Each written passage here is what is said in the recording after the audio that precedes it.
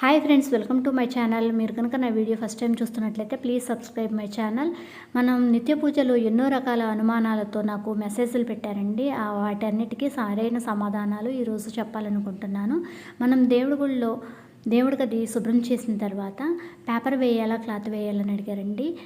తప్పనిసరిగా పేపర్ కూడా వేసుకోవచ్చండి. ఎందుకంటే పేపర్ మీద అయితే మనం ఎప్పుడు కావాలంటే అప్పుడు మనం తీసేసుకోవచ్చు. అదే క్లాత్ అయితే కనుక సాంబ్రాణి పుల్లలు అవి పెట్టినప్పుడు అవి కొంచెం కాలిన క్లాత్ అనేది వేయకూడదు. దానికన్నా పేపర్ అయితే మాత్రం ఎప్పుడు కావాలంటే అప్పుడు మార్చేసుకోవచ్చు. తర్వాత మనం చెక్క మీద తీసిన గంగాజలంతో కలిపి పెట్టుకుంటే చాలా మంచిది అండి. లేదు అంటే కనుక ఫ్రెష్గా పట్టిన వాటర్తో అయినా సరే గంధాన్ని కలుపుకొని పెట్టుకోవచ్చు. ముందుగా విఘ్నేశ్వరుడికి మనం ఏ పని చేసినా విఘ్నేశ్వరుడికి చేయాలి కాబట్టి విఘ్నేశ్వరుడికి పెట్టిన తర్వాత మిగిలిన దేవతా విగ్రహాలకు కుంకుమ గంధం బొట్లు అనేది పెట్టుకోవాలి. తర్వాత ఎప్పుడు శుభ్రం చేయాలి దేవుడి ఫోటోలు అనేది అడుగుతున్నారండి.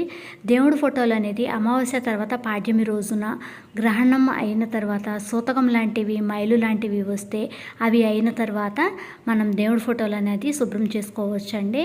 శుక్రవారం, మంగళవారం, ఏకాదశి, ద్వాదశి, అమావాస్య తిథులు కాకుండా మిగిలిన ఎప్పుడు అయినా సరే ఏ తిథుల్లో అయినా సరే మనం దేవుడి ఫోటోలు అనేది క్లీన్ చేసుకోవచ్చు. ముఖ్యంగా బుధవారం, శనివారం కనుక శుభ్రం చేసుకున్నట్లయితే ఎటువంటి అనుమానం లేకుండా, అది కూడా తిథులు ఏకాదశి, ద్వాదశి, అమావాస్య తిథులు కాకుండా బుధవారం, శనివారం కనుక శుభ్రం చేసుకుంటే చాలా మంచిది. దేవుడి ఫోటోలు పెట్టేటప్పుడు ఉట్టిగా అలా పెట్టకూడదండి. అక్షంతలైనా సరే వేసి వాటి మీద దేవుడి ఫోటోలు అనేది పెట్టడం మంచిది. 4 అక్షంతలైనా సరే వేసి దేవుడి ఫోటోలు అనేది పెట్టుకోవాలి. ప్రతిరోజు నైవేద్యం ప్రత్యేకంగా వండాలా అని అడుగుతున్నారండి. అవసరం లేదండి, ప్రతిరోజు నైవేద్యం తప్పకుండా వండాల్సిన పని లేదు. ఎందుకంటే మనం బ్రాహ్మీ ముహూర్తంలో పూజలు చేసేటప్పుడు ఆ టైంలో మనకి ప్రసాదాలు వండి చేయాలి అంటే కుదరదు కాబట్టి బెల్లం, పాలు సింపుల్గా అయిపోతాయి కాబట్టి పాలు కొంచెం కాచి పాలు, పండ్లు, కొబ్బరికాయ, ఎండు ఖర్జూరం, ఎండు ద్రాక్ష అటువంటివి పెట్టుకోవచ్చు. ఏదైనా స్పెషల్గా గురువారం, శుక్రవారం, శనివారం అటువంటి రోజుల్లో పొంగలి, పాయసం, పులిహోర, దద్దోజనం లాంటివి చేసి పెట్టుకోవచ్చు.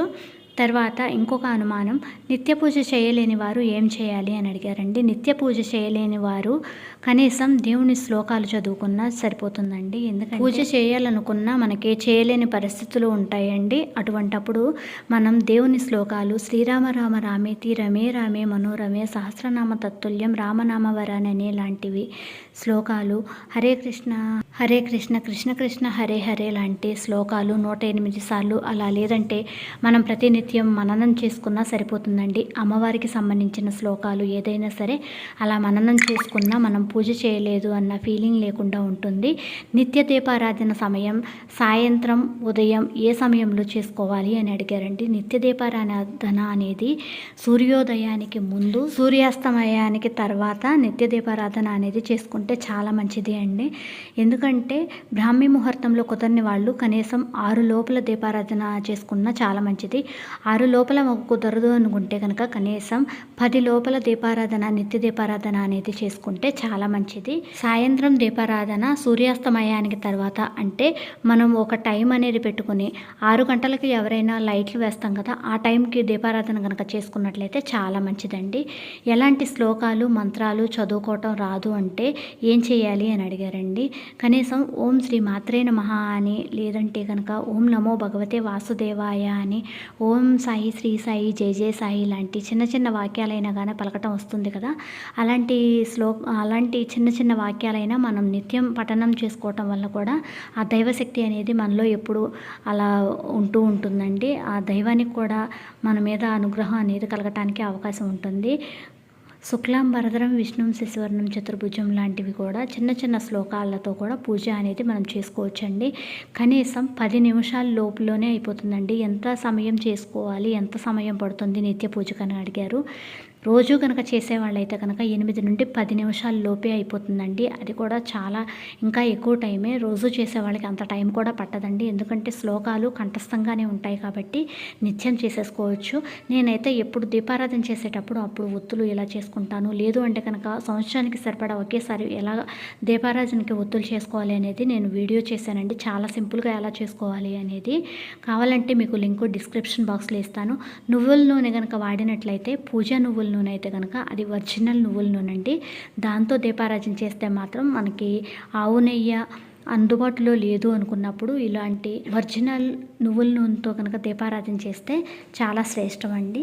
పంచోపచారాలు చేసినా సరిపోతుందండి. అంటే స్వామివారికి ధూపం, దీపం, నైవేద్యం, నమస్కారం, మంగళహారతి లాంటి ఉపచారాలకి ఎంతో టైం పట్టదండి. రోజువారీ మనం చేసుకునే ఎన్నో పనుల్లో పూజ అనేది కూడా ఒక్క 10 నిమిషాలు కనుక మనం దేవుడికి కేటాయించినట్లయితే ఇలా పూజ అనేది చేసుకోవచ్చండి. పెద్ద పెద్ద విగ్రహాలు పెట్టుకోవచ్చా అని అడిగారండి. పెద్ద పెద్ద విగ్రహాలకు కనుక మనం పెట్టుకున్నట్లయితే తప్పనిసరిగా స్వామివారికి మనం నైవేద్యం అనేది రోజు వండి పెట్టాలండి. అందుకు నేను దేవుడి గుడిలో కాకుండా బయట స్వామివారి బాబావారికి అటువంటి పట్టింపులు ఏమీ లేవు కాబట్టి నేను హాల్లో స్వామివారి బాబావారికి ఏది అయితే వండుకుంటామో మనం నిత్యం ఆహారం, అన్నం, కూరలో ఏదైతే వండుకుంటామో అవి తప్పనిసరిగా ముందుగా తీసి బాబావారికి పెడతాను. అందుకే నేను విడిగా పెద్ద విగ్రహం పెట్టుకున్నాను.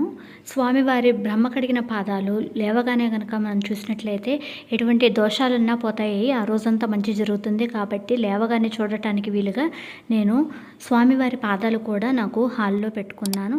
ఇంకా ఏమన్నా సందేహాలు ఉంటే కనుక నాకు మెసేజ్ రూపంలో తెలపండి. Thank you for watching. Please subscribe my channel.